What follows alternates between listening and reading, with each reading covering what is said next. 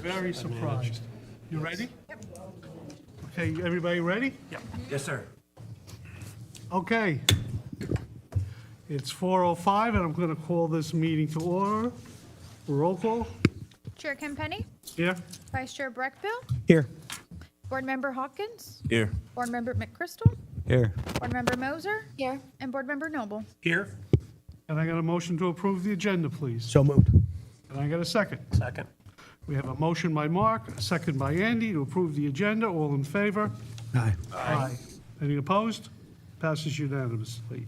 Can I get a motion to approve the last minutes? So moved. Oh, who should we give it to? Yeah, I'm just waiting. Go ahead. Second. All in favor? Aye. Aye. Okay. Comments from the public? I don't see any cards. Comments by board members? Anybody want to make a comment? Ah. This is on non-agenda items.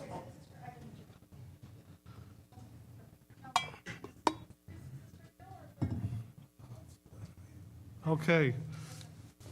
Do any of the board members have any comments? Seeing none? Action items. Chris, you're going to take this, or Pennell's going to take this? I am. Okay, Chris, it's all yours. Thank you. Let's see here. All right. Oh! The pledge. I was going to say something, You but should have. Mark, will you lead us in the pledge, please? I will. I pledge allegiance to the flag of the United States of America and to the republic for which it stands, one nation under God, indivisible, with liberty and justice for all. I can do invocations if you want to, but Are you going to help us with this? Yeah, Chair Kempenny, I just, for the record, City Attorney Lee Baggett, I think we need to read the ordinance into the record like we normally do. I'd be happy to do it. It's Please. kind of been my job. Yeah. Anyway, this is action item number 2, ordinance number 2532-2024, an ordinance of the City Commission of the City of Stuart, Florida, amending the city's official zoning map to rezone a 2.4 acre parcel located at 710 Martin Luther King Boulevard, being more described in Exhibit A attached, for major amendment to the existing commercial planned unit development, also known as CPUD, zoning designation to allow a vocational training facility only, providing directions to the city clerk, providing for repeal of all ordinances in conflict, providing for an effective date, and for other purposes. Thank you. Chris? Thank you, Chair. Members of the board, for the record, my name is Chris McCrane. I'm the principal planner with the Development Department. And tonight I'll be presenting agenda item number 2 for a rezone petition to reestablish the existing commercial plan unit development zoning designation for the Project Lift development. So pursuant to Land Development Code's public notice requirements, on September 19th, 2024, the applicant mailed notice to all adjacent property owners located within 300 feet of the subject parcel to provide details of the requested development and the date and time of tonight's public hearing. Additionally, 3 signs were posted on the property with this same information.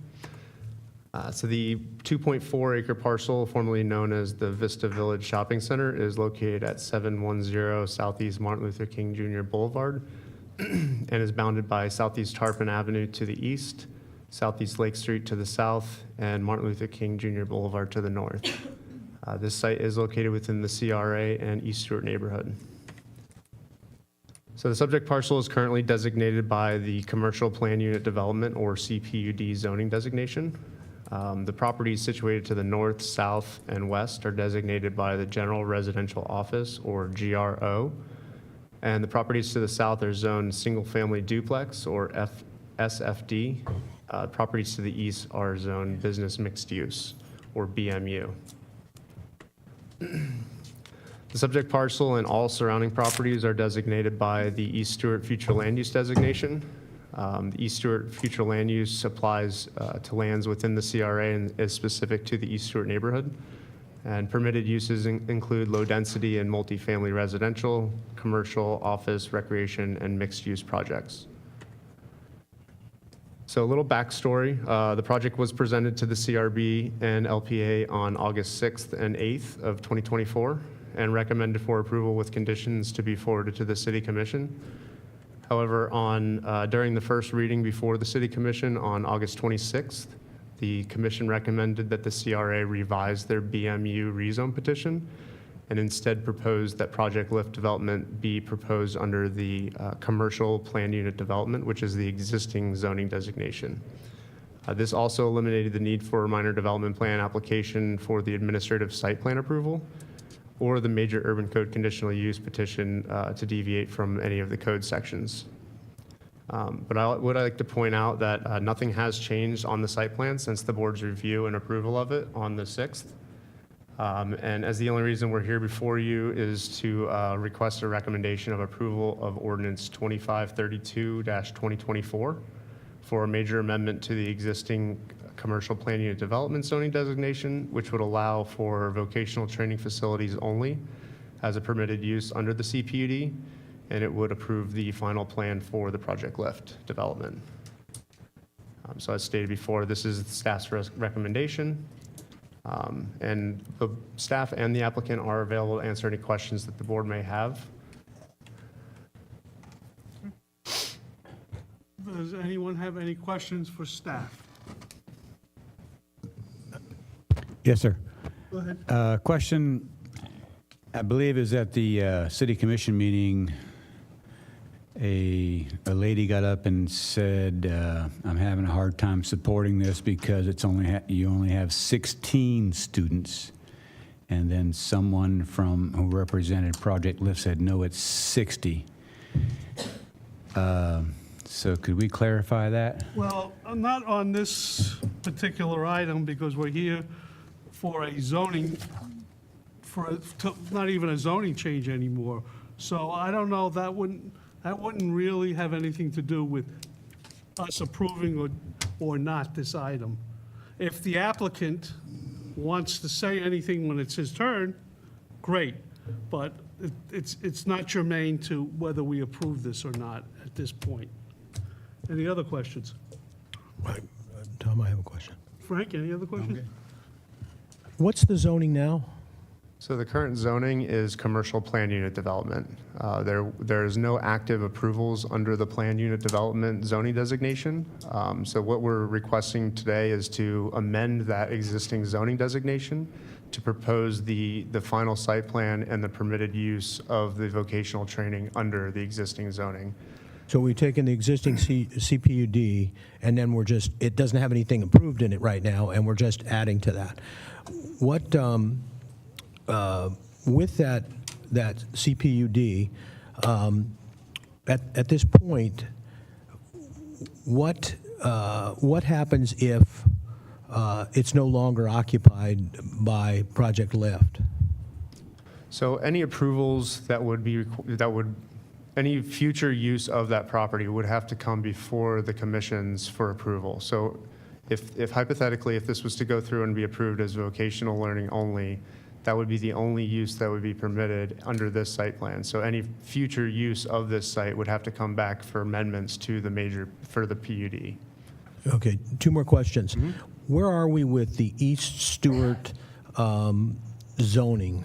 Is that in place now? How does that interplay with what we're doing right here? The overall form-based code that was adopted in Yes. 2023? So the form-based code is in place. It's currently, as I showed, the zoning map here. So everything around this property is under the East Stewart form-based code zoning designations, such as Except the CPUD. This CPUD was, I believe, Pinal can speak a little bit more on the history of it, but it was during the rezoning of this area, it was kept as a CPUD because there was thoughts of redeveloping this site for Project Lift and for this development when we were going through the form-based code. So it never was overhauled or given a new zoning designation. We retained the existing CPUD. What was it before the CPUD? I'm not sure what that was before that. Probably I think Pinal might be able to answer that one. general zoning before we had BMU, GRO, and SFD. Those are the three zoning that exist in East Stewart. The form-based code did not change those zoning designations. Those zoning designation remained. So before 2002, it was probably just general zoning, R1, R2, B1, B2, one of those zoning designation. And then when that, when the project was developed, that's when it was designated CPUD. And last question, I promise. Do we I'll have, stop you at some point. that's good, yeah, go ahead. Do we have an educational zoning within the city? Like school, vocational. Not necessarily just for educational institutions only? I believe we do. We do have an uses, institutional. Yes. And is there any reason why we wouldn't use it here? Vocational school, for some reason, was not one of the allowed use in East Stewart. And so that's why that was one of the conditional use that we were asking for as part of the original application. But now with the CPUD, we don't need to ask for conditional use because it is one of the permitted use that's we're requesting. But if we've gone with this, with the form-based code and everything, wouldn't it be easier to just have a specific modification to the educational designation to allow for vocational than to, keep this CPUD in place with the commercial zoning behind it and not knowing what the state might do at some future date? So you're saying keep BMU, use a BMU zoning on it instead of CPUD? With the whatever educational zoning we have and modify it. If it doesn't allow for vocational, then modify it for vocational so that this would qualify. Right, we would have to amend the code, land development code, to add vocational school as one of the allowed uses in East Stewart. It's not on the table So right now. it's just not in one of the use listed in the code. We would have to amend the code to list that use Okay. for East Stewart. And But regardless, I think the direction from the board, from the city commission, is that they want to keep the existing zoning because there were some concerns with the BMU zoning for multifamily development in the future. So this kind of restricts with just vocational school use. Yeah, and I'm not talking about BMU. I'm talking about, a specific, we have a specific zoning for education. I don't understand why it's not available in East Stewart. Right, and it's just something that was not caught when we did the rewrite. We could have just listed that as one of the use allowed in BMU. But in order to use that, in order to have that use listed, we can't just use one of the urban district. We can't just put urban center as one of the zoning for this site. It has to be either BMU, SFD, or GRO. Those are the three zoning in East Stewart. So in order to allow vocational school, we just have to change the list of permitted uses. It has nothing to do with the zoning. And the ZIP is in process. Can it be done during the ZIP? It could. Okay. That would have to be Could be- discussed and it would- make sure yeah. that, Okay. discuss it ad infinitum. Any other questions? This is sort of related. Did Treasure Coast Regional Planning, is that who did the form-based code? Just maybe at a later meeting, could we get them to clarify why education was left off in East Stewart? I don't know, was it a community desire It was or? probably just not listed, so we just kept all the uses that are allowed right now. We didn't want to add anything more to it. Okay, So we just cleaned up, if anything that doesn't really make sense, one of the use that doesn't make sense doesn't exist anymore. We probably removed those, but we didn't add any new uses. okay. Any other questions for staff? Does the applicant want to add anything? Your staff, the applicant. Maybe you're wishing at some point in the future you trade sides. Bob, do you want to say anything? Bob Zacchio, CEO, Project Lift. Mr. McChrystal, the amount of students that we're serving there does run on 3 different shifts. I think I've explained it to this board probably before. His first shift, his career rising shift, starts at 8 o'clock in the morning, goes until 2:30 in the afternoon. That's going to run anywhere between 16 and 20 students every single time we do that program. Then the second shift starts in the afternoon, starts at 3:30 in the afternoon, goes to 6:30. Those are teens that are still in high school. and doing the trainings. Those typically run between 20 and 30 in those groups, closer to 30 at most times. And then we have a third shift, which is the full apprentice programming, which goes typically from 5:30 to 10:30 at night, 3 days a week, so that we can do full apprentice programming for electrical and giving kids jobs outside of Project Lift in that way. I hope that clarifies your question, but thank you for bringing it up. Any other questions for the applicant? Seeing none? Do we have any public comment? We do, we have two. Do you want to? First one is Faye James.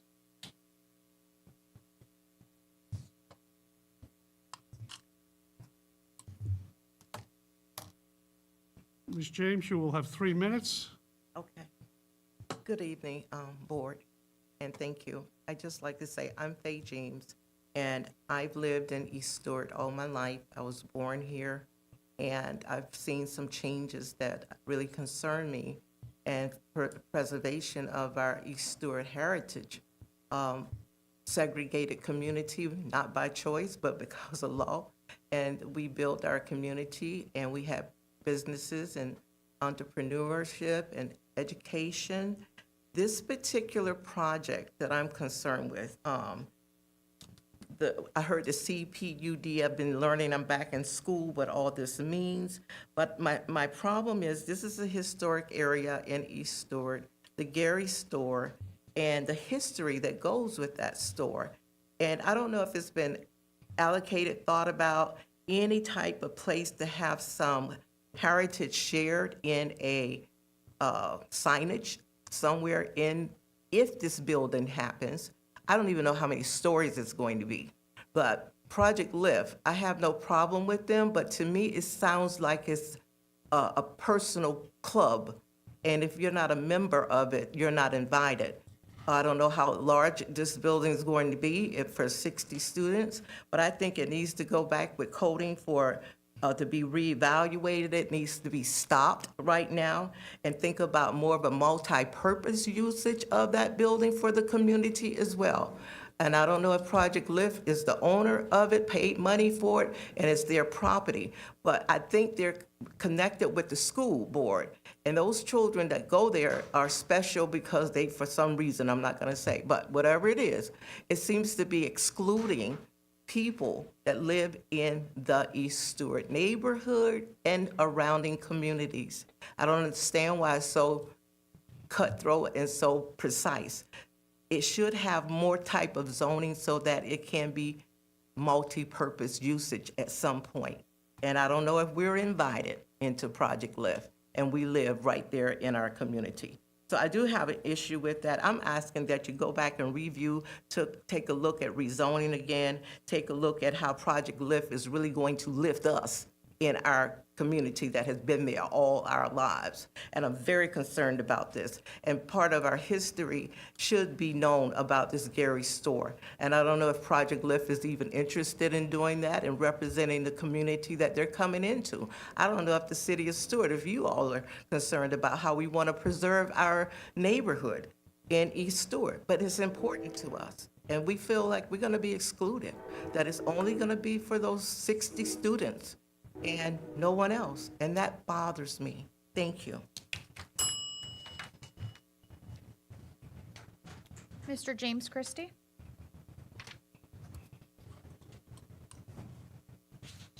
Thank you very much, Board, for allowing us to speak on this, and I agree with a lot that Ms. James said regarding the history and what one change will do to a community. And no disparages against any set population or anything, but Stewart Training School was a school that produced great individuals out of East Stewart. My dad and my mom attended there, and several other people that went on to do great things. But now it's a remedial school. When I pass by there at school time, I see guards outside, and I feel funny about that. Willie Gary property is a historic property, and like I said in the previous meeting, it has historic value to the community. That's real. I had a store in there. Other people had a store in there, and it did great things for the morale of the community. Now, that's going to be a remedial vocational tech place. We have veterans places on Martin Luther King Boulevard. We have psychiatric places on Martin Luther King Boulevard. We have all this stuff coming in. And East Stewart is not a depository to throw anything that you want there. I'm concerned about how the city originates these things with entities outside the community. There's entities inside the community that may not get any money, all this grant money that's flowing everywhere, but they have purpose, they have missions. And some of them will be great to work with and have projects that they can put in the community that will benefit us. We're concerned in East Stewart. Bob is a great person. His program is great. I've researched it. Good program. No disparages against Bob or anybody. But in East Stewart, we are concerned about, it seems like what gets put in there without a significant input from us. Thank you. Anyone else?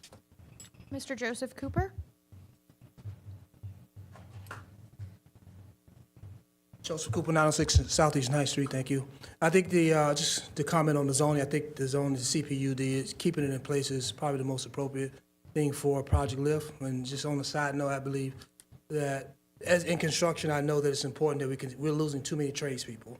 And so with the Project Lift program, it's going to be impactful because some of the kids or some of the teenagers are going to be able to get these trades going. And so I think we should definitely, I think you should vote to amend, change the amendment, alter the amendment to keep it as a CPUD and to make a Project Lift project, approve this project. Thank you. Thank you. You want to speak, Helen? Yeah.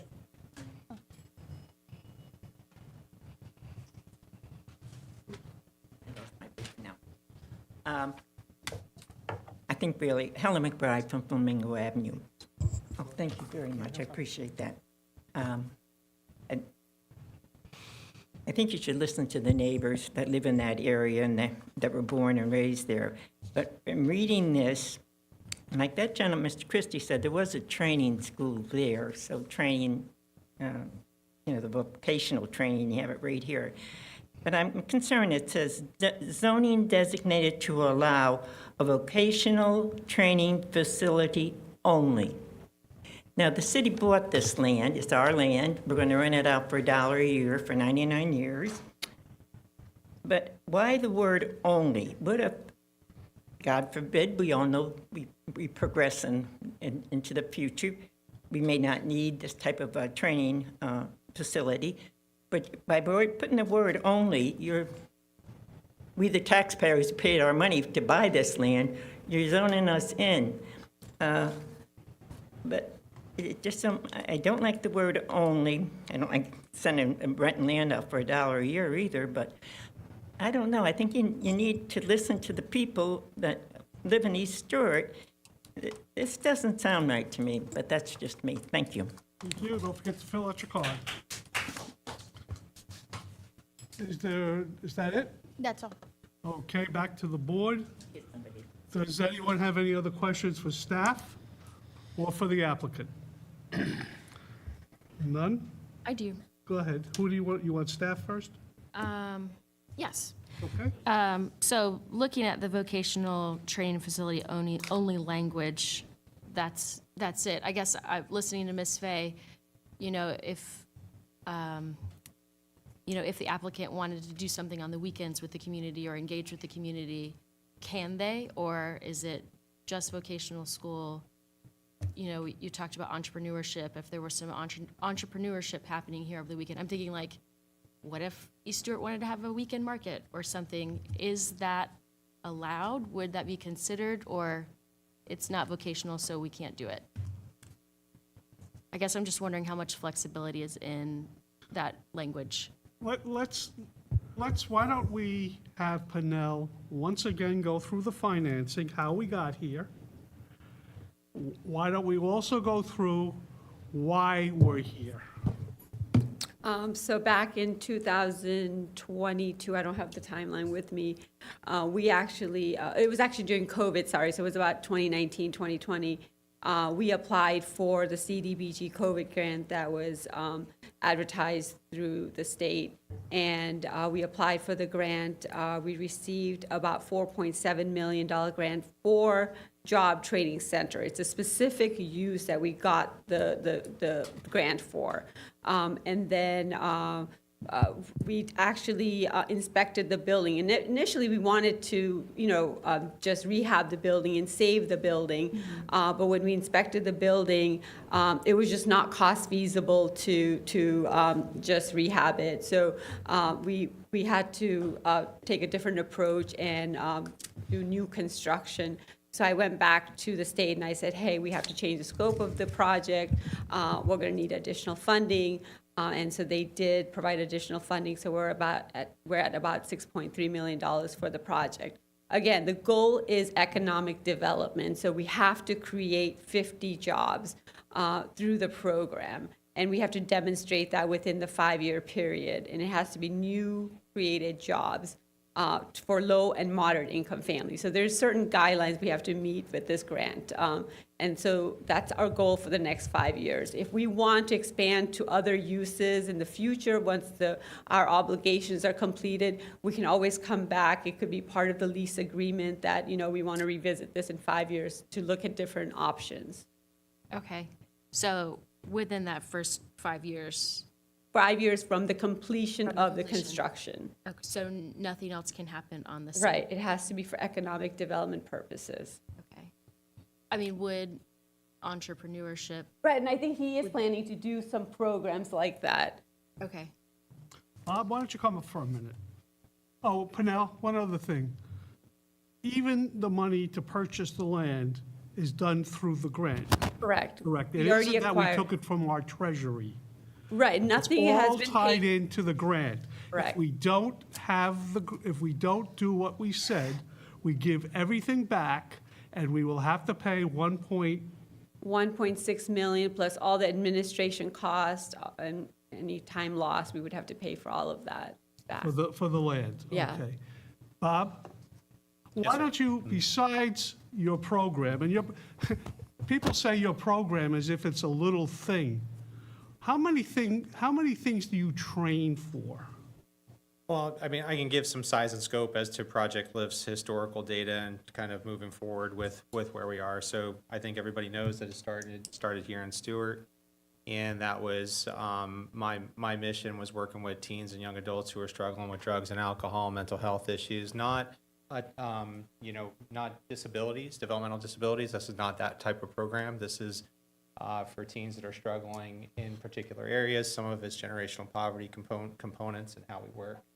I'm a licensed psychotherapist, and I was very frustrated with the fact that we weren't giving kids opportunities throughout our community to have clear-minded decision-making, to be able to keep these jobs, as Joe pointed out earlier, is that the trades are dying in our world. A great replacement behavior for depression, anxiety, stress, attention deficit, hyperactivity, substance use disorders is the skilled trades, right? Put a 2,800 degree oxyacetylene torch into a kid's hand and you will see that person change, right? And they will change for a long time.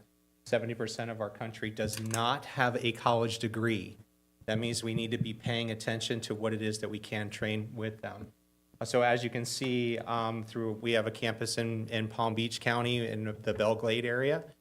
We have a campus in Fort Pierce. We have a campus in Palm City. We have 65 employees, 15 full-time therapists, case managers.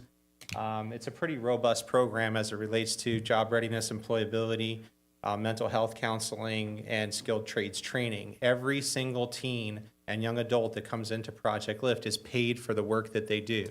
What we're doing is making sure that they understand that a paycheck is something that they can be proud of, and they also learn skills like in real time. This is not a job training program that doesn't value the experiential components. We fully value the experiential component. That means our kids that come into Project Lift have to deal with the HR department. They have to deal with payroll. They have to learn who SUDA and FICA are, right? Because right now, when they look at their paychecks, they think somebody's stealing from them, right? So for us to be able to head that off down the road, and I'm going to use Joe a couple times as the example, but he has to hire these guys, right? And the companies like him have to hire them. And you know what happens is they walk into his office and they go, you stole from me, Suda, who's Suda and who's FICA? And then they get fired for their bad attitude, right? Instead, we head all of that stuff off right off the bat. 21 programs specialists, those are coordinators, directors, instructors. We're talking about skilled trades training in carpentry, welding, MIG, TIG, stick, and plasma cutting. We do automotive repair. We have small equipment operations. So these young folks are learning how to use skid steers and backhoes. Because I can tell you right now, regardless of whatever, if we're no growth, zero growth, or whatever growth, you're still going to drive down the road and see a bunch of skid steers. And then we got to have kids that know how to drive them and be able to get used to it so they're not afraid of it. Also, it is an amazing replacement behavior for substance use disorders.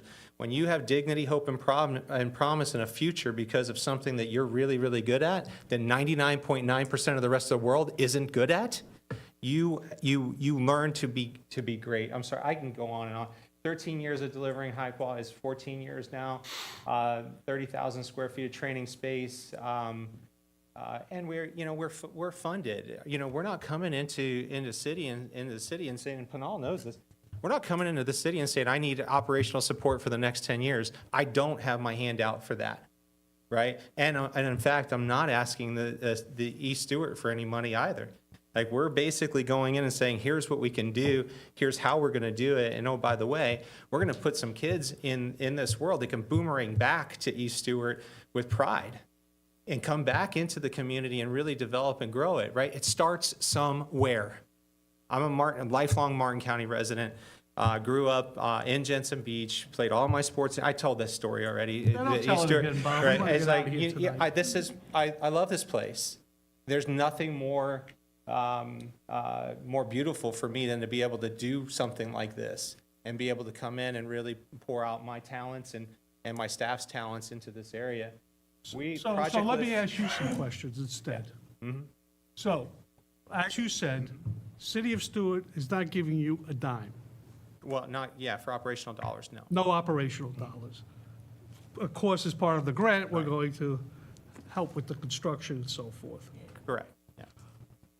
And you anticipate having how many kids in this program? So throughout the entire. Let's not even call them kids. How many students? So throughout the entire year, we'll have, in all likelihood, just over 300 teens that go through the program through the entire year.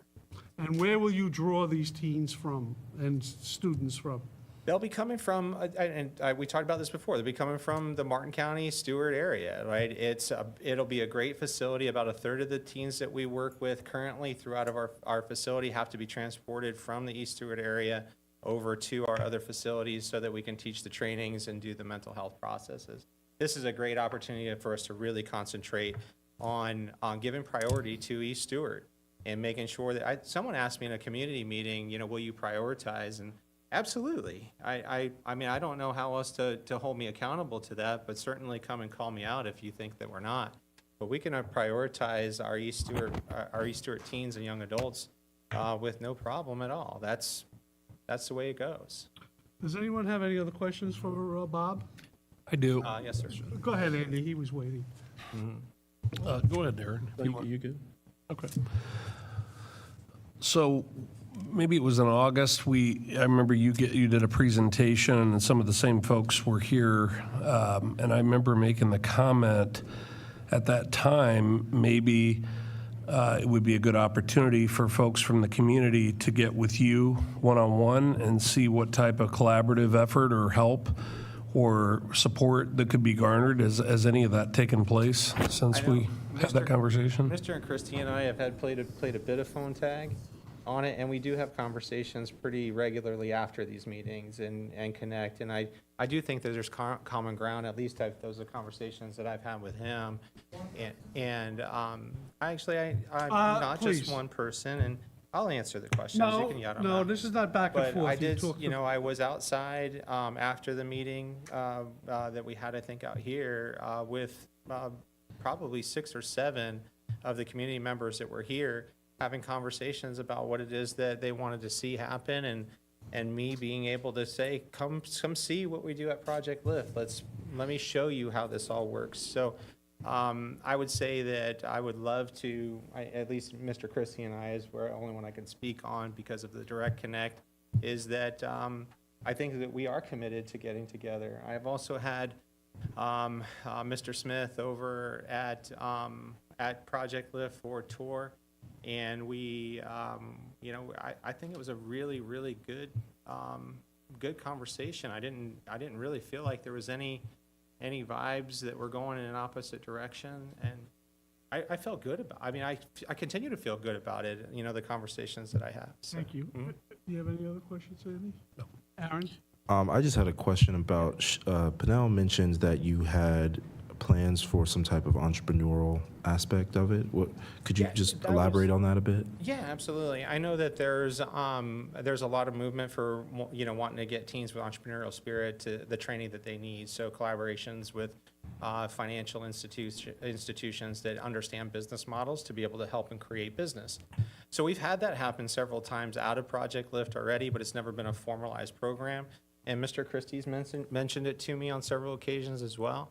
I have no doubt that having a formalized program that's related to entrepreneurship that looks a little bit different than the way Project Lift does things normally right now, I don't think that would be a problem at all. Yeah, no, that's great, because one of my worries about the project was that originally there was supposed to be some kind of entrepreneurial business incubator aspect to it. So if we can keep something still along those lines, I think it'd be great. I 100% agree with you, Mr. Hawkins. It's like we're committed to making sure that the things that are being said here, what I really loved was the historical component. I would love to talk to somebody more about how we can make pieces of that canonized, so to speak, over the next, whatever, 50, 100 years. Right, and I think we'd have to go through a different board for like a historical plaque or something. Yeah, that'd be something different. No, I mean, I'm not. Thank you, Bob. Yeah, that's all. Yeah, no, I'm good. You have one other question for Bob? Yeah, or the board. No, don't ask the board. Ask Bob if you Well, want, and then we'll discuss. I don't know who this should be directed at, but I'm looking for some context for my own understanding. On this site, has there been any community-based project put forth before on this site from East Stewart? Has anybody put a project for this particular site forward? Pinnell, do you know anything about that? No, we had the public meetings where we asked the community they were invited to give input. We just didn't get any real input on different use that they would like to see on the site. But there was an opportunity for discussion, but we didn't get anything. And to my knowledge, and Mr. Christie is different because you've been there a lot longer than me, but since 2013, nothing has been done there until Mr. Gary gave the NAACP a free space to have their offices. I'm glad Jim is in the background, Jim Cherlsky. We had meetings with the Garys to do something. We had meetings with others to buy it, to do something. And this is the first time in the decade that I've been around this property that something will eventually be done on it. So we could say all we want about what happened years ago, but it's been empty for 10, 12 years. So please, you had your chance, Mr. Brinkley, to speak. So thank you, Bob. You could sit down unless anyone else has any questions. Yes, real quick. Thank you. Go ahead. Okay, so you just verbally committed to actively seeking out and recruiting students from the East Stewart area. Yes, sir. That goes a long way. And the 50 jobs, is that in 5 years as something that has to be done? Are those the employees of your facility? Or is that what the 50 jobs mean? Or creating 50 other? They're graduating from the program and getting gainfully employed outside of Somewhere Project else, Live. okay. Yeah. I got And you. also, the commitment to making sure that when our open positions are offered locally to the neighborhood as well. So. I'm talking about staff positions, yeah. So Which was I, a question I had before, again, sorry. the offering to actively recruit students from East Stewart area to get them job ready goes a long ways. But here's the thing, you need to convince the people of East Stewart. I want to hear some people from East Stewart supporting this. And it sounds like you just got to get that message across to them. That's all I have. Thank you. Okay? Thank you, Mr. Thank McChrystal. you. Yeah. Mhm. So if we have nothing else, does the board want to discuss this, or can I get a motion? And then we can discuss the motion if you want. I'll move. You'll move for approval?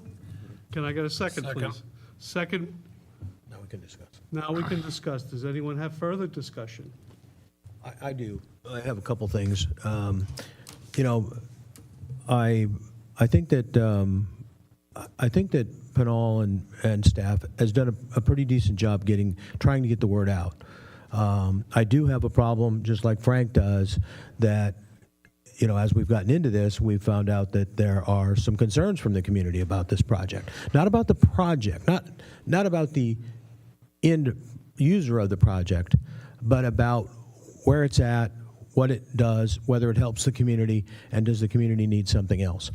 And so I agree with Frank from the standpoint that I think that we need to go back and get some buy-in. I think, you know, having Bob talk to a larger group of people as to what actually is going to happen there and what they're committed to doing, and having people have an opportunity to ask questions about it, I think it's a really good thing. And one of the big complaints we get is people don't, you know, is that boards don't listen. They just go do their thing, and they don't get the input of the public. And so I think that, you know, we can afford to, you know, to give a little time to get the word out there and find out that we're making the right choice and going down the right path. And then the other thing that I would be concerned about is that, and a point, we have this money coming in.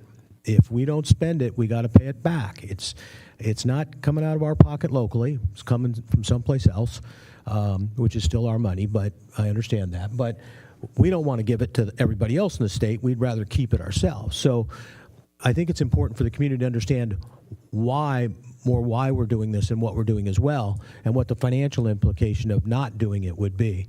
So anyway, that's my comment. Well, I have a question on that. No more question to whom? Well, to carry that conversation. So I guess I'm confused, because I appreciate your point and Frank's, but I'm hearing from Pinnell and others that this has been vetted publicly. It's been through a process. This isn't like a new item that we're just discussing tonight. I mean, how much vetting do we, what's adequate vetting? 6 months, a year? I mean, everybody has had an opportunity to put forth a competitive project. That's the way this works. I mean, this is a viable project that's been put forth. Am I missing something? I mean, what is enough vetting? If I could comment on that a bit, I think that what is needed is a formal explanation of what happened with this project, because, I mean, I myself was a bit concerned when I heard that it was just going to be a vocational training school. Originally, the idea was to have a business incubator there, was to have retail there, and then also have vocational training, and then also have training in other fields. Cybersecurity was something that was brought up, digital marketing and other things like that was brought up, having training in other fields that people would be able to take advantage of. So I think that the community was for the idea originally that was being talked about there. And then because of other partners that left the program or left the initiative, it ended up just being a vocational training school. So I think maybe just a formal explanation to the community about what happened and how we got here might go a long way, because a lot of people aren't aware of that whole ordeal. Well, I think we're just calling it vocational training school because of the use, but when we have an agreement with Project Lift, which calls out incubator and other types of other type of training programs that would be offered. So I think that's something we could expand on in the agreement as far as what kind of training programs we want to see there. Right, and when you mentioned entrepreneurship, and Right. you said And that's- it could be a formal program. I mean, Right. I'm comfortable with that Right. moving forward with this, And as that long is as in the there's some agreement. aspect there. Yep, that is in the agreement, yes. Okay. Is there anything else? No other discussion? Want to take a roll call, please? Board Member McChrystal? No. Board Member Hawkins? Yes. Vice Chair Breckbill? No. Board Member Moser? Yes. Board Member Noble? Yes. Chair Campenny? Yes. Passes 5-2. I'm sorry, 4-2.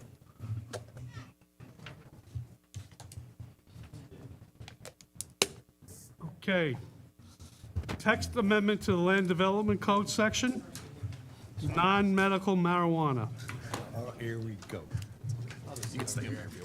You want to read it, Lee, before you start? Of course. Ordinance number 2531-2024, an ordinance of the City Commission of the City of Stuart, Florida, amending and restating the city's Land Development Code, more specifically amending Section 2.06.23 entitled Reserved, and inserting supplemental use standards for non-medical marijuana dispensaries, amending the land use table in Section 2.02.02 to include non-medical marijuana dispensary as an allowable use under certain conditions, amending Section 3.01.03 to establish parking requirements for non-medical marijuana dispensaries within the urban code districts, amending Section 6.01.13 to add off-street parking requirements for non-medical marijuana dispensaries, amending Chapter 12 definitions for conforming terms, amending Chapter 30 of the Code of Ordinances to prohibit smoking in public parks and recreational areas, providing for severability, providing for conflicting provisions, providing for codification, providing an effective date, and for other purposes. Good evening, Mr. Chair, board members, Ben Hogarth, Community Services Department, for the record. Wanted to bring this issue before the board, really as a courtesy from staff. I know it's a little bit of an unusual ordinance to bring before the CRB. This is something that came up quite a few months ago. The City Commission at the time was discussing the possibility for Amendment 3, which is a ballot initiative this year for the public and for anyone that isn't aware. Recreational marijuana, also known as personal use marijuana, is on the ballot this year during the general election in November.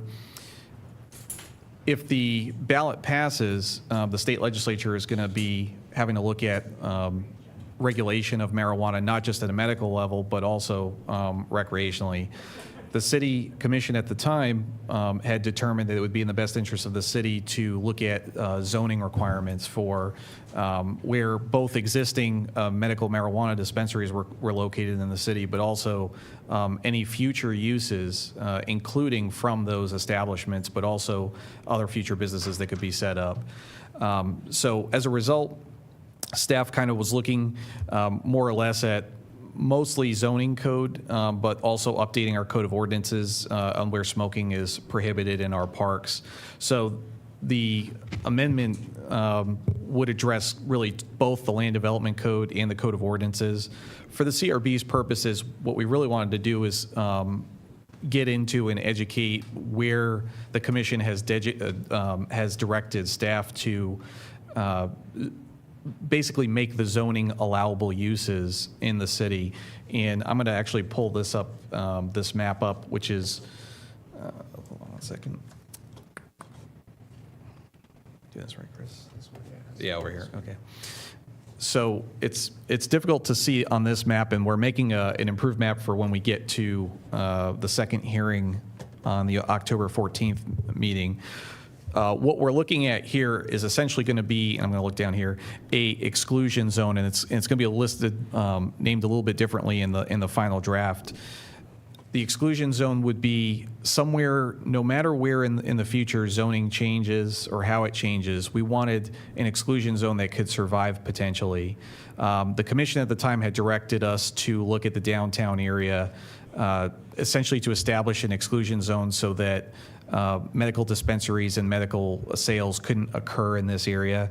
The concern, of course, being, as we've seen in some towns out west and other states that first adopted marijuana recreationally, there would be several businesses kind of co-located in one place, and it really changed the downtown of some cities or communities in other states. So there was a concern there that could happen if too many dispensaries were co-located in one place. So for the most part, what we see in the ordinance is both an exclusion zone that we've drafted and is being amended for the October 14th meeting. It's drafted to the extent that it extends east along Ocean Boulevard all the way to Monterey, that far east, as per the direction from the commission at the first meeting. So although we don't have that on this map, that will be then, I just wanted to make sure that the CRB was aware of what this exclusion zone would look like. It obviously touches the community redevelopment area. Inclusion, right? Sorry, so what was that, sir? You said inclusion? The exclusion, my bad. So this exclusion zone will be included in that discussion, but the map will extend to the east. And I just wanted to throw that out there as what we're looking, this map doesn't even go as far east as Palm Beach Road. It will extend much further than that east to Monterey. The obvious difference here is that all of the frontages along the south here that touch US 1 or abut US 1, those are not included in the exclusion zone. And the reason for that is the commission directed staff to try and make sure that any future uses were pushed out to US 1. So one of the primary directives for staff was to try and make sure any zoning that was affected was on US 1. And so I could pull up also some of the buffers that we looked at between 500 and, when we took this to the LPA, 2,500 feet buffers. The problem with 2,500 foot buffer, and I'm going to just show this right now, just to show you why we're kind of going two different directions here. We're both. This is a 2,500 buffer if every institution, whether it's a school or a church or something in between, if every institution had a 2,500 buffer, essentially what we've done is prohibited the activity in the entire city.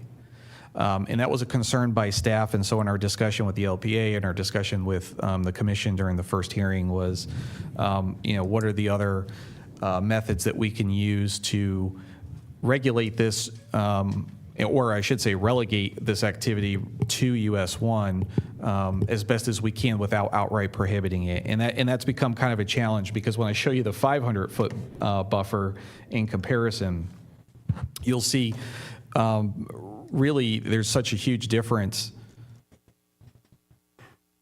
between the impact. And that 500-foot buffer, when you include this on top of the exclusion zone, most of the exclusion zone that we've already covered sits where most of the institutions are, all the way out to Monterey.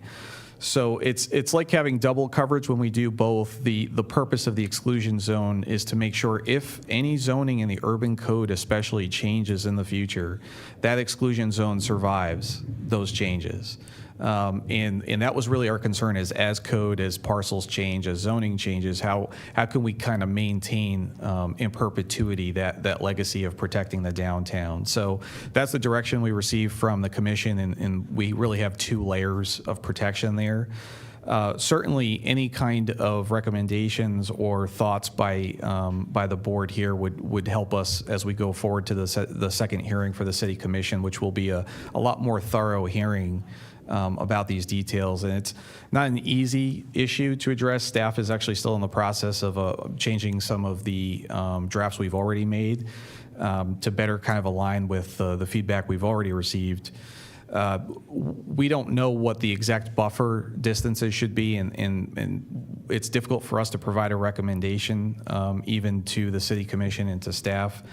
At 500 feet, we've covered a lot of area, but there's really two things we're trying to balance. One is protect the downtown, which the exclusion zone kind of does on its own. And two, set distance requirements that the community is comfortable with from schools, especially, but also potentially churches or other community institutions. And it's a difficult balance because between 500 and 2,500 foot buffers, you potentially outright prohibit the activity, and we're concerned about doing that as well. So before I go into anything else, I'd just like to ask if, I know this is kind of a confusing issue because of all these maps, but if there are any questions about that part in particular. Any questions for staff? Seeing none, keep on going. And really, just not to get into to everything all at once,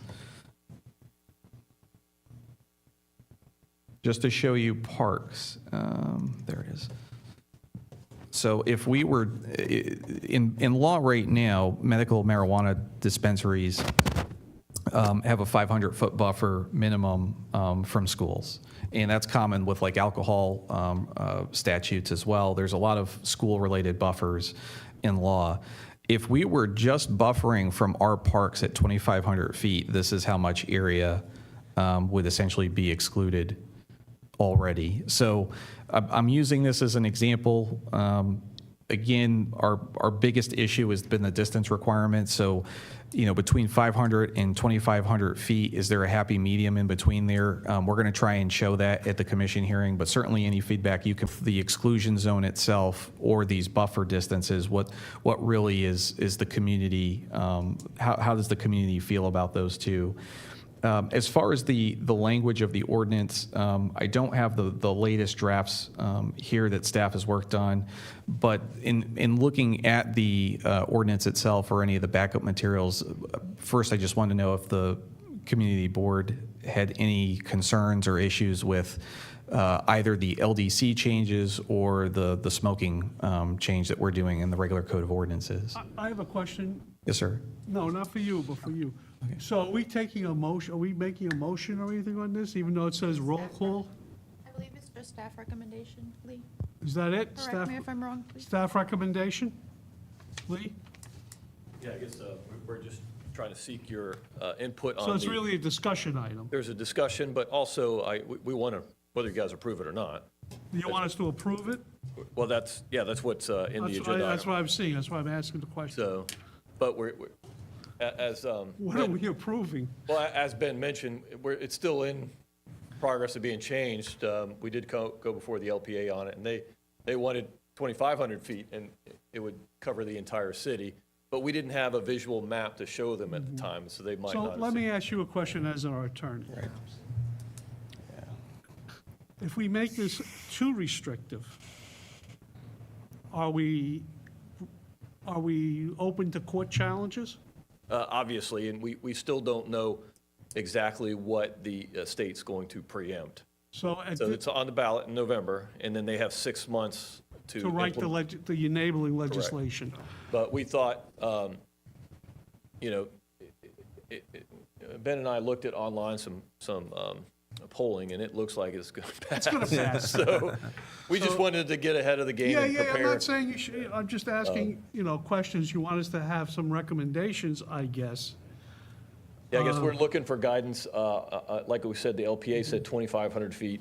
And again, we did not have visuals. You guys. And at we're least have taking the 2,500 feet from where? Schools and churches is what he has. What do you have up there now? That's correct. These would be, so the difficulty is that we had is that sometimes there are these maybe 9 to noon, elementary school, level programs that are run out of churches, and it's difficult for staff to kind of track and identify all of these. Even when we looked at just like the elementary, middle schools that everybody's very familiar with, almost the entirety of the city at a 2,500 foot buffer would be excluded, which could potentially be problematic. So Aaron, do you have any questions or do you have any comments? Otherwise, we can be here for the rest of the night. No, not really. I mean, I think it makes sense to just treat it how you were saying, how we treat alcohol, and 500 feet from schools and other institutions seems reasonable. And I don't have a problem with anything else. I think the buffer zone is fine. To clarify also, because it's sometimes unclear when we say this, the exclusion zone and right now the 500-foot buffer both would survive at the same time. So they would both be concurrent. So if anything fell within the exclusion zone, obviously that use is not permitted there. If it fell within a 500-foot buffer but was outside the exclusion zone, that would also not be permitted. So I just wanted to be clear that both of those right now in the code as it's drafted exist. Frank? Question, how many existing medical marijuana operations are already inside the proposed exclusion zone? It's a good question, sir. So we have 6 total that staff has identified in Inside? the city. Okay. very And good. inside the exclusion zone, none. Really? Okay. There are, what I will say is this also, in the code drafted, we have buffer distance requirements from dispensary to dispensary also. And there are 3 of those 6 that are within what normally would be distance requirement prohibitions that we're putting into this draft ordinance. We have to, just out of legal concerns, I believe we've carved that out as they're grandfathered in the new draft. Okay. So here's where I stand. I am totally against any exclusion zone, any type of treatment making one part of the city different than the rest, making it prohibited in parts of our city doesn't fly with me. Enforcing marijuana use in public places. We don't have enough cops to take care of traffic enforcement. All right. So how effective or how ambitious are we going to be in busting the guy smoking some weed in the park, especially in today's world where one could argue that those who smoke it are in better control of it than those who accidentally eat too much of it. So we need to come back on that. I think what we really have to do is come up with a maybe a middle of the road on the requirements around churches and schools.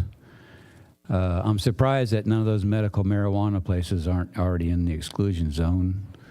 And so, am I seeing this right? The exclusion zone is basically all the downtown area, like Osceola and all the shops downtown and stuff, right? So, Yes.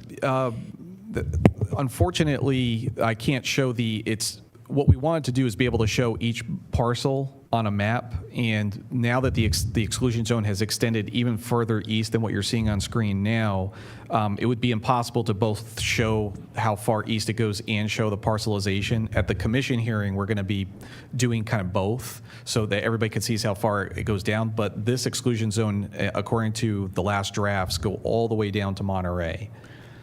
So it's pretty far east. Where we're sitting right here, right now, and all the downtown shops and Memorial Park and East Ocean Boulevard area are in the exclusion zone, yes or no? Yes, sir. Okay, gotcha. I would argue that I think the original panic was seeing what has happened in other cities like Denver was first. Seeing how, for some reason, all your head shops ended up being in just one part of the city. I can see not wanting that to happen in any part of our city. There, again, brings it back to I'm against any type of exclusion zone.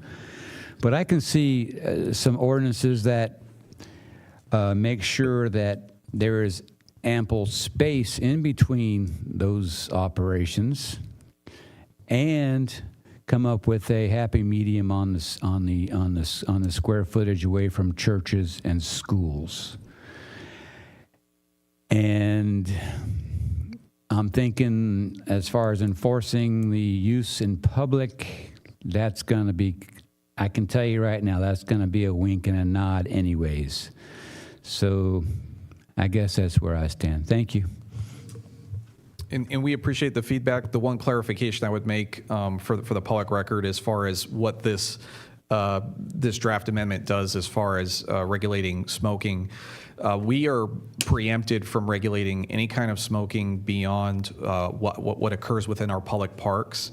We've taken an interpretation that the boardwalk, for example, the Riverwalk downtown is part and contiguous of our park. So we've included that also, whether that would prevail in court or not. Lee and I couldn't tell you probably. We've discussed, but the point is that, you know, we've taken the position that we know state law doesn't preempt that. In fact, they allow us specifically to regulate smoking only there. But as far as public streets and sidewalks, which, you know, would be very difficult to enforce, that is not something we are allowed to enforce.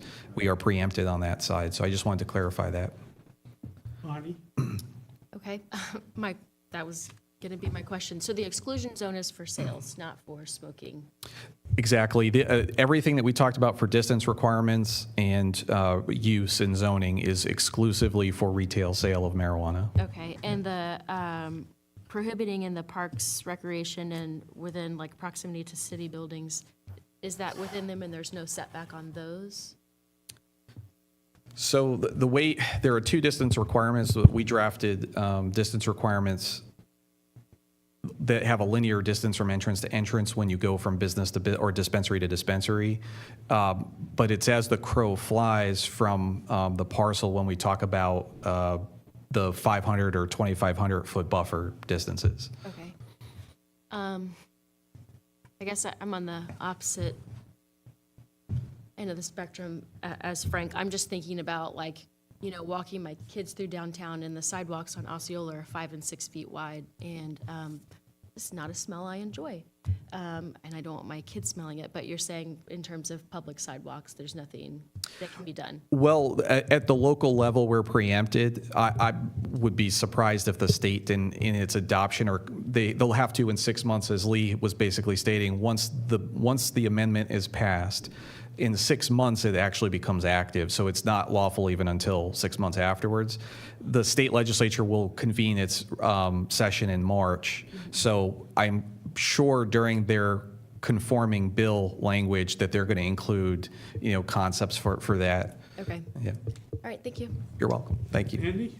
So the idea of an exclusion zone is trying to address an issue of compromise, correct? I mean, the idea of not being near schools and churches, you know, that's the idea of an exclusion zone, correct? So the exclusion zone came up as a concept because our concern is that day one, we wanted to make sure we identified where along US 1, because that was really the direction of the commission, but where along US 1, what zoning future land uses would that make the most sense? So obviously the business district, industrial, CPUD, IPUD, and for the CRB's purposes, we also included urban highway because north of the bridge is where those urban highway along US 1 is.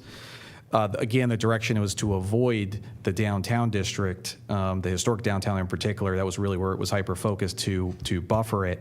The problem is that if, for example, I'm not saying this is going to happen, but if, for example, the entire urban code just disappeared and suddenly everything reverts to, like, downtown, reverts to business 1 or business 2, but in the code that we adopted here, it says the urban code is where it's allowable, but the exclusion zone goes away and zoning changes, but it's allowable in business. If it's allowable in business, suddenly downtown, now it's allowable, and that really defeats the intent of what we were directed to do. So the point of the exclusion zone is to survive any kind of zoning change in the future. Yeah.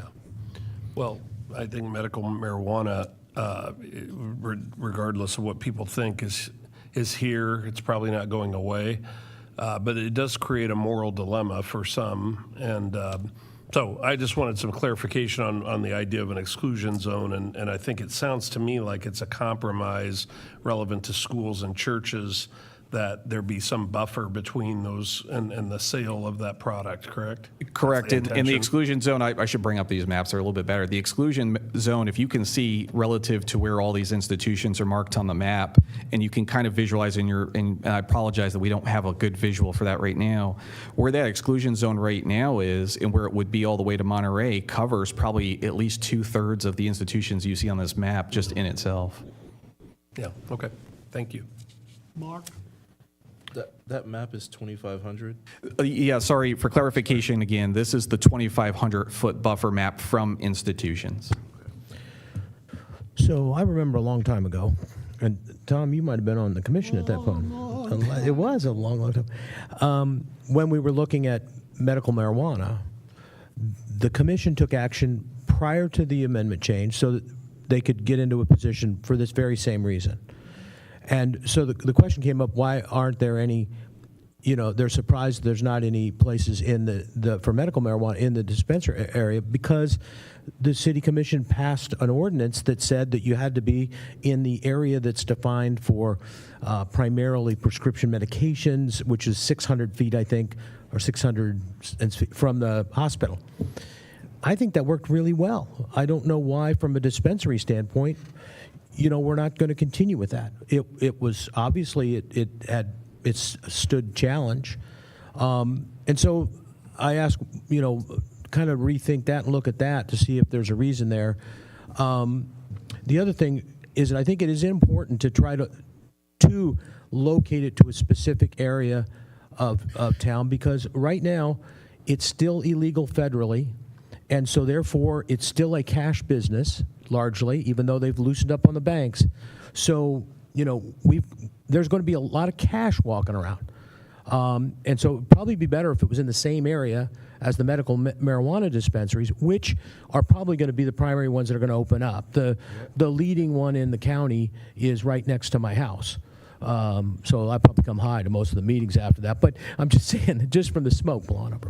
But anyway, I'm just saying that's where so I know as soon as it's not medical, he's going to be a dispensary.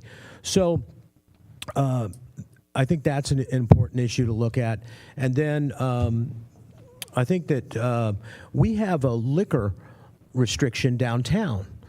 And so I think it's 30% of the square footage downtown is restricted to, you're allowed to have alcohol other than beer and wine. You're allowed to have alcohol in that area. Beyond that, you can't. The other businesses in that area can't. So once that 30% of the 100% is allocated, there's none available. And I think we're going to need something like that downtown, because there are going to be places that open up where you can go in and smoke just like you can go in and drink, and we have to have restrictions. Otherwise, all of downtown will be like that, and we'll have shops like that. So I think it's important that if we're going to allow, this is dispensary, if we're going to allow use, we should have some restrictions on the use in downtown based on some sort of square footage calculation, just like we have now for alcohol. Anyway, that's mine. Aaron, did you have something else? No, I'm good. Well, I've given this a lot of thought through the years, and I'm going to vote for the amendment. I haven't used pot in almost 60 years, so I don't like the way it smells. You got like 45, Pardon me? you got 15 years on me. So, but I think we make too big a deal out of everything. And what are we trying to restrict? What's going to happen if it's, like 200 feet before closer to a church? Does that mean that church is going to stop, being a church? Is the parishioners going to go away? Same thing with schools. I mean, it's regulated. You got to be, no one who has this license is going to be selling it to people who are under 21 because they want to keep their license. This is not street drugs. We're trying to take it off the street. So I'm almost like Frank in this regard. I just think we want to do something. If we were going to do, we have to do something because it's expected we do something. But I would, Mark, you're right. I would go and say what we did with medical marijuana, use the same parameters. Use the same parameters as we do with liquor. And not try to get a whole new setup, because who's gonna end up using it? I mean, at some point, we have to let adults be adults. And I just don't think we should go crazy about regulating business and try to make it so hard that we end up in a pickle. So we already know that the way we regulate liquor sales works. Why not just piggyback on that legislation and everything else goes away? And if I don't even remember what it is. I think it's 500 feet for liquor. And I think we just leave it alone and just say, if you could sell liquor, you could sell pot, in a store, and just let the market handle it. Frank. Okay, just real quick, two things. So my problem with an exclusion zone, and it is different than just the 2,500 feet. It is something totally different, okay? It says to other residences in this, other residents in the city outside of the exclusion zone, it says to them, well, now you got a better chance of the evil weed stores coming near you, and I don't like that. And I don't know if anyone saw the city commission meeting, but it was like 10:30 at night, and I gave some comments, which I prefaced with, you're listening to a certifiably crazy man who's out past his bedtime. And I simply said, the CRB board spends 3/4 of his time doing something to make the downtown area artsy-fartsy and the in place for people that love arts to come. And I can tell you this, it makes no sense to make it absolutely impossible not to open up one place that sells weed in the heart of that downtown shopping district, because the artsy-fartsy people love their weed. So it just makes no sense to me, okay? But the main reason I'm against the exclusive zone where you can't have it, period, is, again, it's call it fair or unfair. Again, the moral part of this is the people, the parents, the grandparents that know what weed is, and many still consider it a gateway drug, and something like this says, we're going to push all possible weed stores, legal weed stores, closer to you, and the whole city isn't being treated fairly as a whole. That's all I have.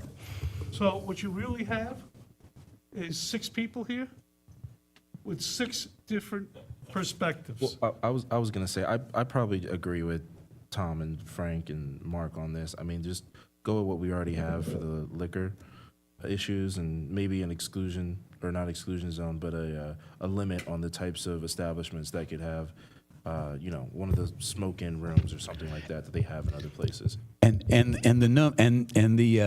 the square footage in between those types of facilities will prevent, again, what everyone's afraid of, seeing what happened in the other big cities, where for I don't know why, but it just happened to where they all did congregate in one part of town. So you can prevent that without the full restrictive area. Yeah. So just to clarify, in your characterization, are we saying we're in agreement generally of the exclusion zone that's proposed? No, probably we're not. I don't think we have a need for the exclusion zone. We just follow what we already I think we have. should just follow what we do. So let me just. I would make a motion to that effect. Okay. I would make a motion that we overlay the marijuana dispensary system. No, it's not a dispensary. I mean, the marijuana. Sales. Sales, regulation, with the medical marijuana restrictions in terms of location and sales, and that we limit it downtown in accordance with the same methodology we use for the liquor. So the saturation district, like the. Yeah. Okay. I don't think I would be for that. Yeah.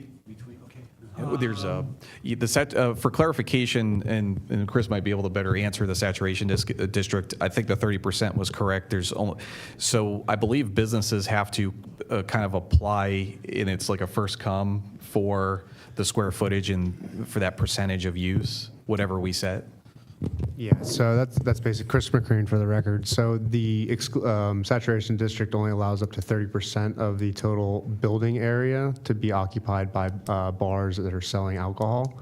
And I believe at this point we are actually full with. But we're not full for pot yet. Well, yeah, I'm just talking about the saturation alcohol district.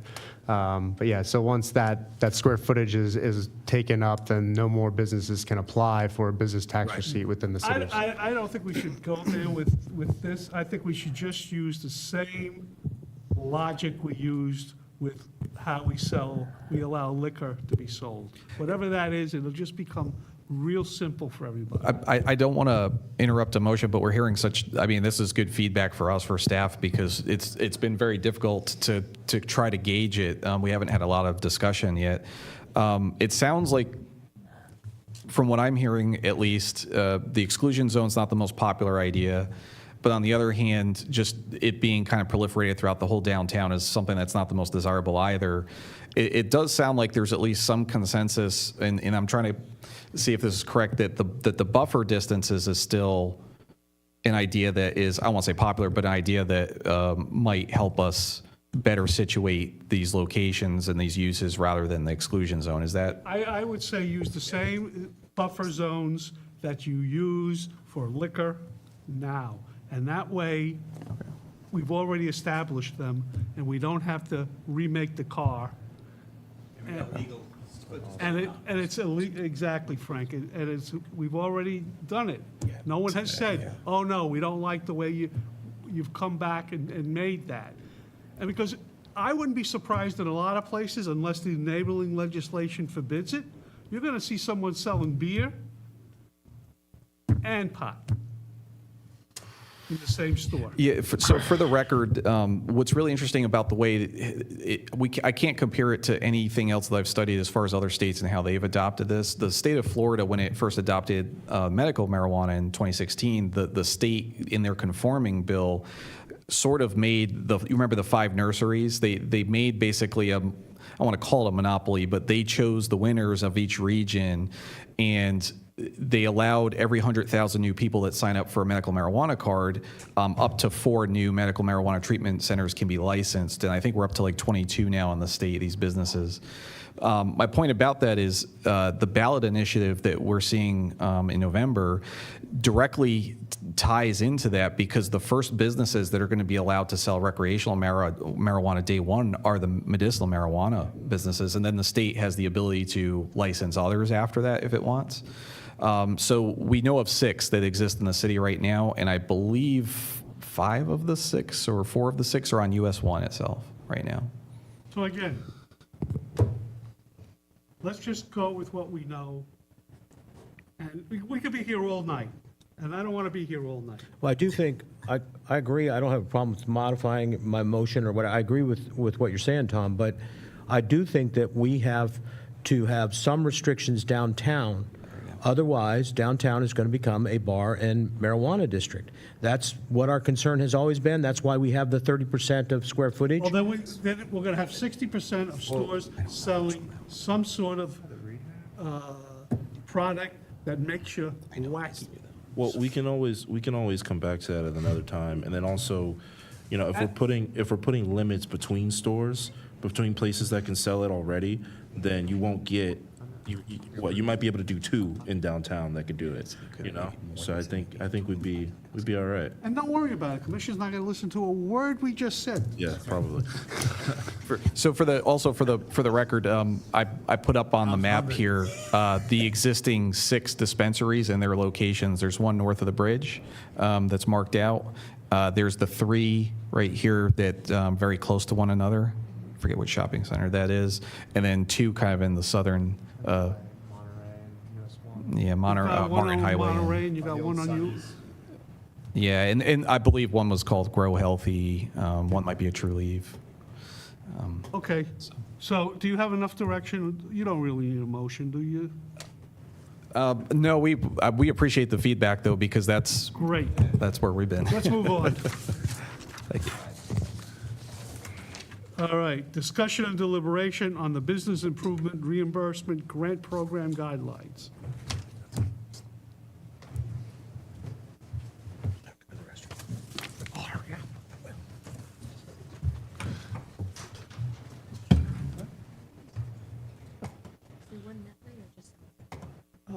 You go outside, I think he's going.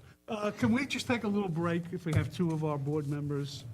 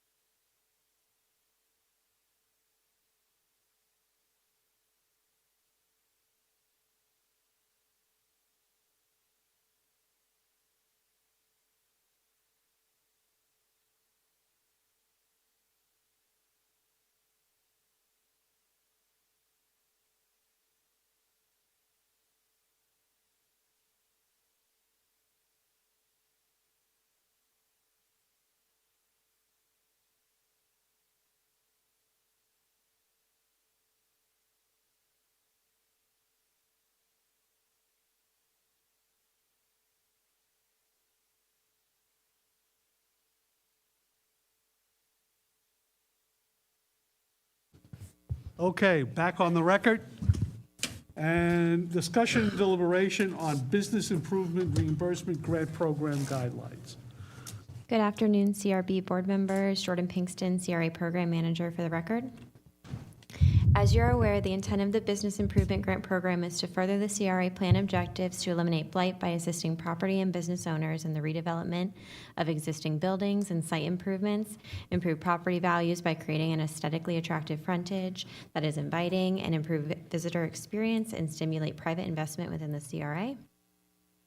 To give you some brief history, the Property Improvement Grant was launched in 2009 to encourage visible exterior improvements to commercial and residential properties within the CRA. The grant program provided a matching grant of up to $4,000 per property. That grant was eligible for improvements such as windows, doors, signage, landscaping, roofing, architecture, landscaping, parking lots, decorative shutters, and other improvements. The program had successful applications for projects including signs, awnings, new windows, landscaping, architectural design, roof repairs, porch enclosures, and driveways. The program was amended in 2016 and 2017 and renamed into the Business Improvement Reimbursement Program, or BURP. The program provided a reimbursement grant of up to $10,000 per property to match private funds. The grant was available to commercial businesses for exterior improvements that enhance the property, with the improvements including windows and door replacements, decorative shutter signage, landscaping, parking lots, driveways, and streetscapes. And then other exterior facade improvements were considered on a case-by-case basis. The program was amended again in 2018 to replace the eligible exterior improvements from exterior signage to replacement of non-conforming pole signs to conforming freestanding or monument signs, to encourage and provide financial support with bringing exterior signage into compliance with the city's land development code. At the direction of the board, the program was significantly amended in 2021 to encourage commercial property owners to upgrade landscaping on private property and to bring it into compliance with the city's landscape code where feasible, since many of the properties in the CRA were constructed prior to the adoption of the code. Also in 2021, the evaluation matrix was amended to further encourage the property owners to provide landscape improvements as part of the overall site improvements and restrict funding for improvements such as replacement of windows and doors, replacement of existing awnings, exterior painting and lighting, and decorative shutters. Over the years, the Business Improvement Grant Program has not only benefited the commercial businesses located within the CRA, but in conjunction with other programs and projects our department offers, it has helped the CRA meet our mission, which is to plan for a sustainable economic future while protecting and enhancing the unique character of the city.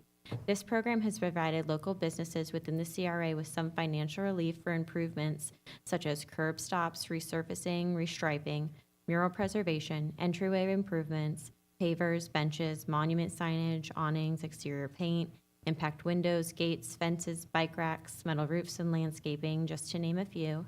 It is important to note that the majority of the improvements were not contingent on meeting a landscape requirement prior to 2021. To date, the city has funded 43 businesses and has invested $300,000 to property owners under this program, with a 40% return on investment. This calculation does not account for the surrounding properties that ultimately would have appreciated property values as well due to neighboring improvements.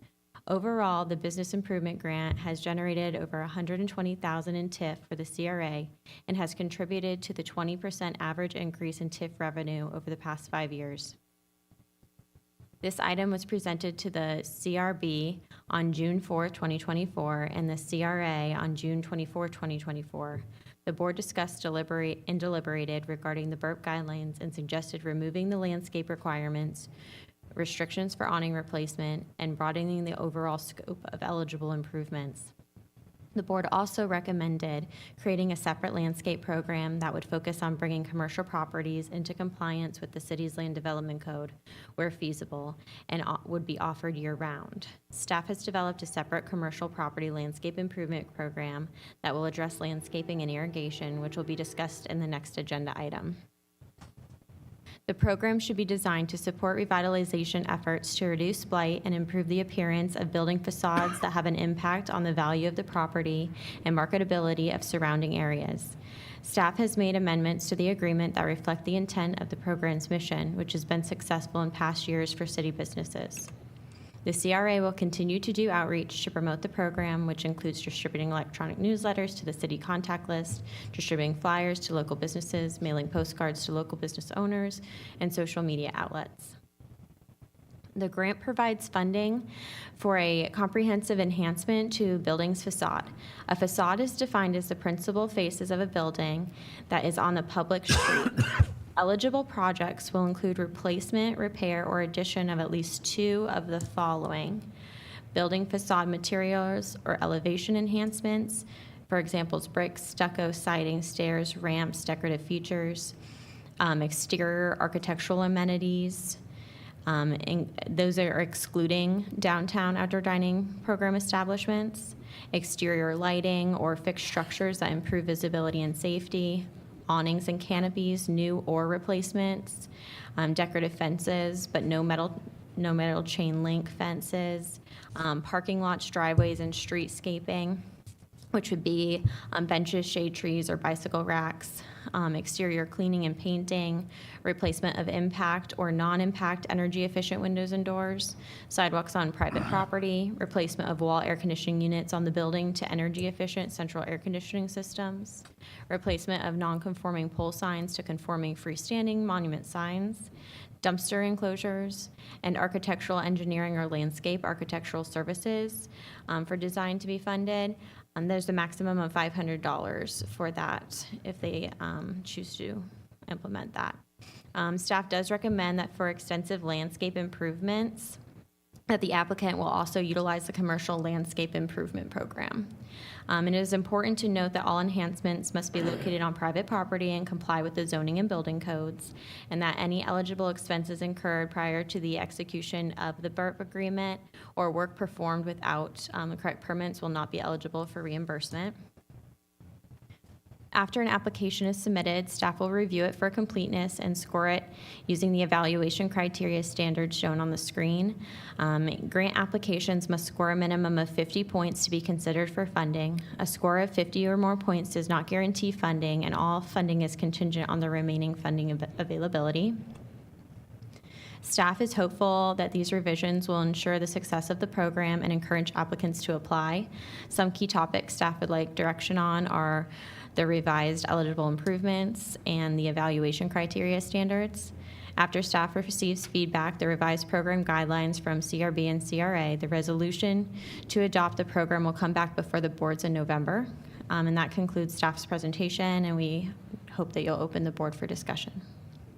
Okay, you want to put back up the matrix? I guess that would be the easiest way. Oh, It's one slide over. now all we need to do is be able to read it. Okay, does anybody want to go? I know, Mark, go. I'll go. I start off. I'll start off, then we'll get the discussion going. Do you prefer the light off? Pardon me? Do you prefer the light off so you can see it better, or? I don't think it matters. I can talk in the dark. I appreciate what this program is trying to do. And I appreciate the changes that we've made over a period of time. I think they've been good changes. But it still, in my opinion, has become a situation where people who really don't need the help are getting it. And because it's not enough money to really make a difference. It's kind of throwaway stuff. It's stuff that you add to your project because you're getting half of it funded by the city. And even then, we're having trouble finding people that will come forward and request it. I would, this program is very successful from the standpoint of bringing tax dollars back to us, and so I think it's an important program to have available to encourage people to go out and make these changes so that we can get some of those tax dollars. I frankly would like to see it be larger and a loan that gets paid back.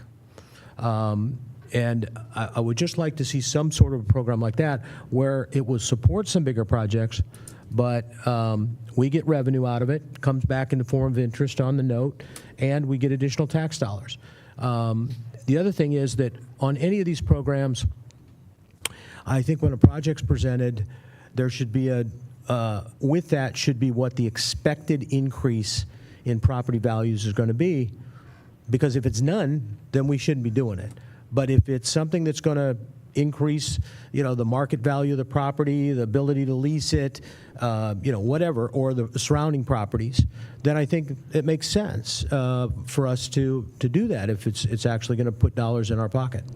Mark, we went down the case of the loan, and we couldn't do it. And I don't really remember the technical reasons why. Maybe either Pennell or Lee could tell us why the city can't be loaning money and getting interest. There was a real reason why we couldn't do it. Maybe you need more tell for these kind of I'm not really discussions. sure about the policy, just based on the resources. We just don't have the resources to manage a program. Well, you where would we have to loan out money and then. That's outsourced. There's banks and Then we're there's. spending money to outsource. Outsource work. It's not significant dollars. We can do it in-house, and it's a Here- very minimal, Lee, expense to the CRA. Lee, do you have a reason why we I don't know if couldn't there's make the a loans? Legal reason, I don't know. I don't know. I'd have to research and get back to you maybe at the next I meeting. mean, I remember specifically this came up maybe 6, 7, 8 years ago. I wasn't here, obviously. Yeah, well, obviously. And Mike Mortel gave us a explanation why, not just this board, I think it was the commission, why it was not, why you could not lend the money. There were specific reasons why. But again, and I don't know how, I mean, unless we're going to, not us, but the commission's going to say, well, let me give you $1 million to loan out. I don't know what we would accomplish doing it the way we're doing it now. Well, and I will say. 40% return on our investment. Right.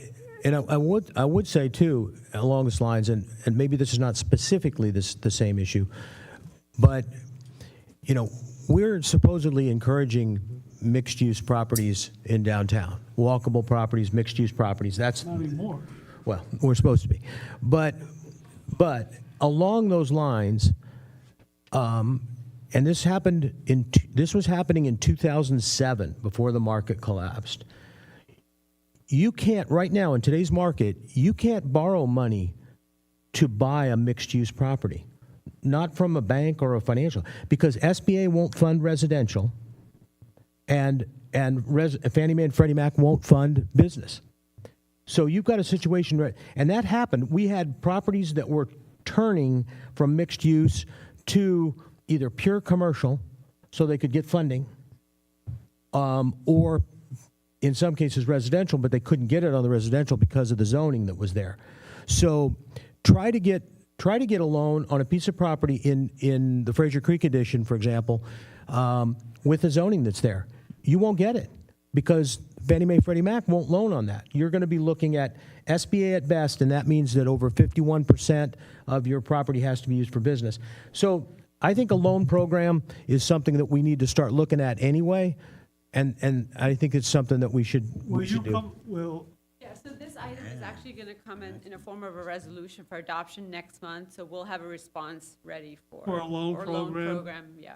And I think we also have to talk about how much we want this program to be. I mean, right now, it's like maybe 100,000 $50,000. or 50,000, then we usually crank it up a bit. No, Only 1 year we cranked it up a little bit by $8,000. it was like, $8,000 and some So- change okay, to accommodate so- all the applications. So if $50,000 we're or only- even less. If we're only $50,000, is this program even worth, forget about our time is nothing but staff time, to go through it all and to go find people to give them the money? I don't know. I don't know if it pays to continue at $50,000. I agree. I mean, I think that when we provide a match, they're spending the money elsewhere in the business, reinvesting into the business, or they could be doing additional interior improvements that they don't have to spend, since we're matching for our exterior. So, I mean, I can't give you each case like that, how are they spending their money, but that's how we have to view it, that if we're providing a match, we're assuming that they're actually investing into the business in different ways. Andy? No. Nothing? I just want to say I like the changes. I like that we pulled out landscape and made it its own separate thing. Not now, but I think something we could think about in the future is, do we want to phase out funding or language around the parking lots with resurfacing and asphalt, just as a city, and consider, pervious surfaces, porous asphalt, pavers, things that sort of benefit, the entire city in terms of stormwater. Again, if we keep it at $50,000, we'll even be able to do less if we start to do parking lots. Yeah. And so, Well, we already are paying to resurface them, and so I'm just like, maybe we don't want to pay to resurface them anymore, is what I'm saying. Or the recommendation could be that if they do pervious type of resurfacing, then that would qualify versus just Yeah. asphalt, Yeah. That could be one of the recommendations. But down the road, I don't think it needs to happen right away, yeah. Frank? No comments, but except that's like the smartest thing the board member next to me has ever said. I like it. For personal businesses to encourage more pervious, surface, and not encourage non-pervious surface. I like it. That's all. No, I agree with the changes, and I like your comments. So I agree with those. I think one of the other thoughts I've seen in other municipalities around the country is forgivable loans. So you structure it instead of, it could be a loan, but it has conditions that would allow for forgivability. So it's really still an incentive grant, but it's structured as a loan. And if you meet the requirements or there's some appreciable benefit to the community, then it actually goes away or it graduates downward to nothing. I've had experience with that. Yeah, so are we saying we want to leave the program at 50,000, we want to increase it? Or do we want to just get rid of the program? I mean, again, there's a lot of work for staff, and I see the matrix that we made, 40% more and so forth and so on. How did we determine that? Anybody can answer? How did we determine that, that we got more TIF out of it? I mean, when Well, did? we looked at all the properties before they were funded, so that's the base value, and then what the value is today. So we looked at the actual Well, assessed did we also look value. at properties that didn't do anything and what they went up? Right, and surrounding area probably increased also. I mean, it's hard So- hard for me to tell you that whether they would Yeah, increase or I not mean- without this improvement. I think it's hard to argue to get rid of something in favor of what? Just to get rid of it? I mean, I Well, think. I never liked this program personally, so I would have no problem voting to get rid of it because I don't really believe we should be giving money to businesses. I do believe we should be giving money to people to fix their homes, but I'm not a big believer in businesses, and at $50,000, I don't think it makes a hell of a lot of difference one way or the other. So I don't know, do you have enough or do you want more? Well, we would need to know whether you support the program or not, first of all, and if you support the program, do you agree with the criteria, the guidelines? I think you have good guidelines. I think I agree. you've honed in very good guidelines. Then we have the support to bring it back as a resolution, so we're not killing the program. Yeah, and as a separate note about, I guess we're not gonna kill the program because the commission's not gonna kill the program, so why would we? About loans. I think that's something that we should learn about. Sure, yeah. We'll look into that, get back. Okay, and And I'm to- sure Mr. Mortel could pontificate on that. And to confirm, did you want to establish that you wanted to get rid of the asphalt option? I think we Or- should leave it alone right now. and Okay. Let's get the program Okay, redone. Yeah, I think it's something to just think about down the line. okay. Okay. Next, discussion and deliberation on commercial landscape improvement reimbursement grant program guidelines.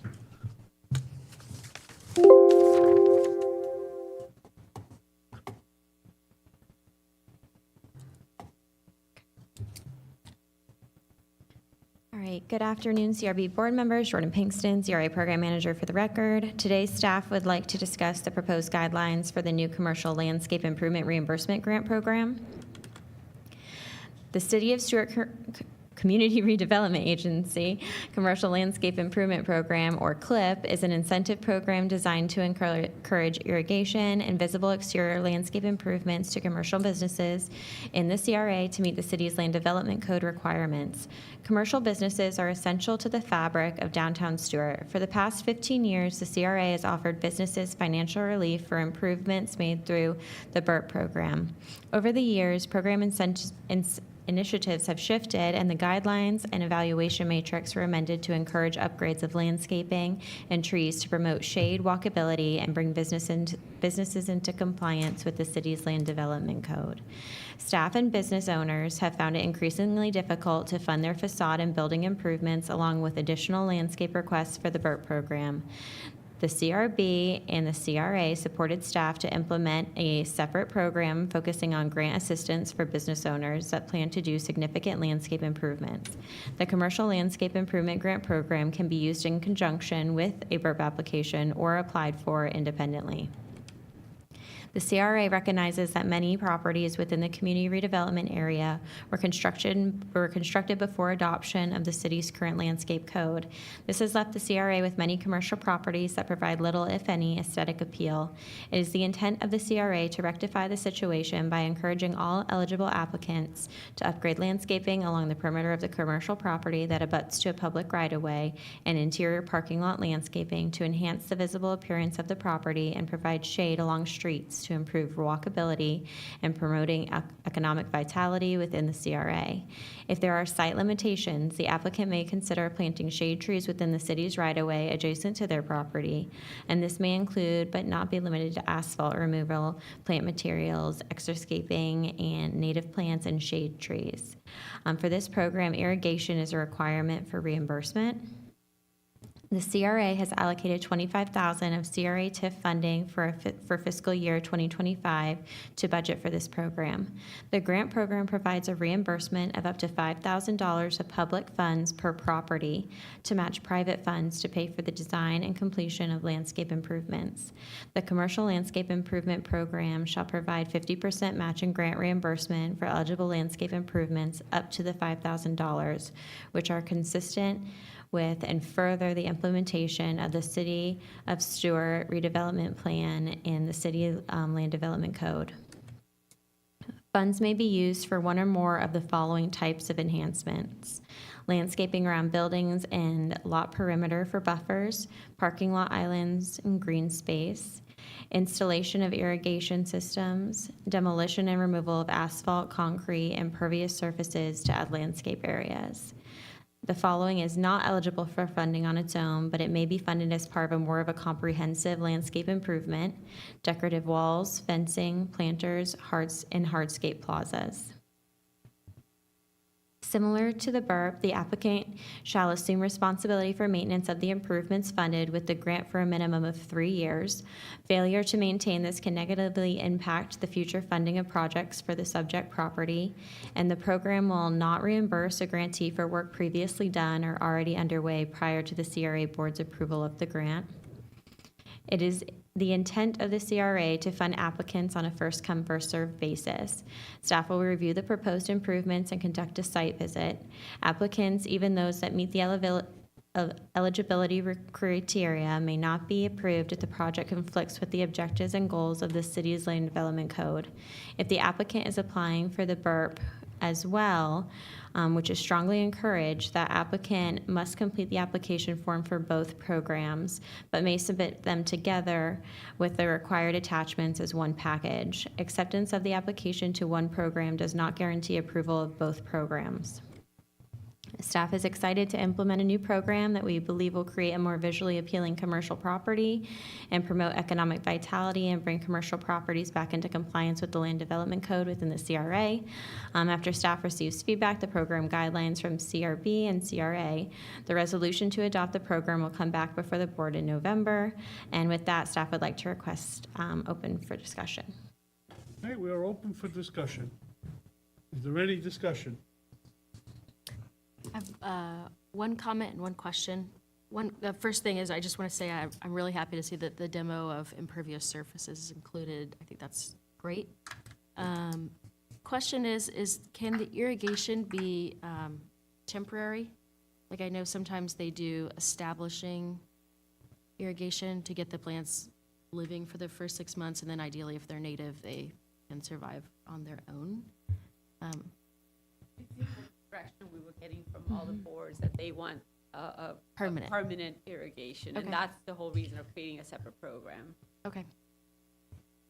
Any others?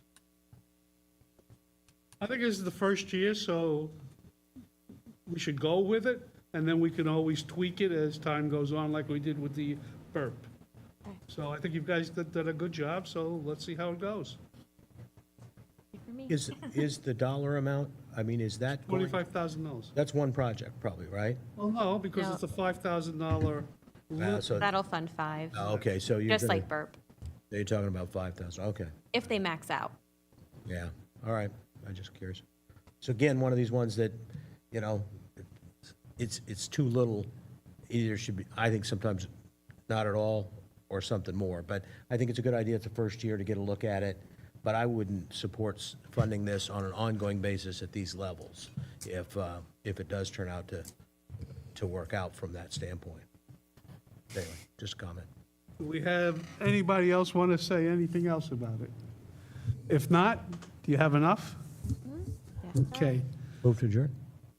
Hold on a second. Go ahead, Frank. What, under the staying legal on the sunshine law thing, Mark, is very fascinating, and it just was amazing to me that as much as the politics of getting rid of the evil car and making all our new cities and towns walkable and workable, and no one's going to need those evil cars, and public transportation is going to take care of everybody. You're telling me that mixed-use development runs into a major roadblock from institutions that lend them the money? Mm-hmm. Yeah. How come no one knows about it? I don't know. I mean, I'm You not probably saying haven't I tried- should know about it, but Try buying I a property. appreciate you. I appreciate you. If you're you not in the telling me real about estate that. business, you don't know Yeah. about I what the appreciate that. different So, funding yeah, thanks. sources are for different things. It's amazing to me. It is, and it's counterproductive to what we're trying to do. But it is what it is. Are there any other comments that have nothing to do with commercial landscape improvement? Seeing none? Andy, you have anything? No. I move to Okay. adjourn. We are Second. adjourned.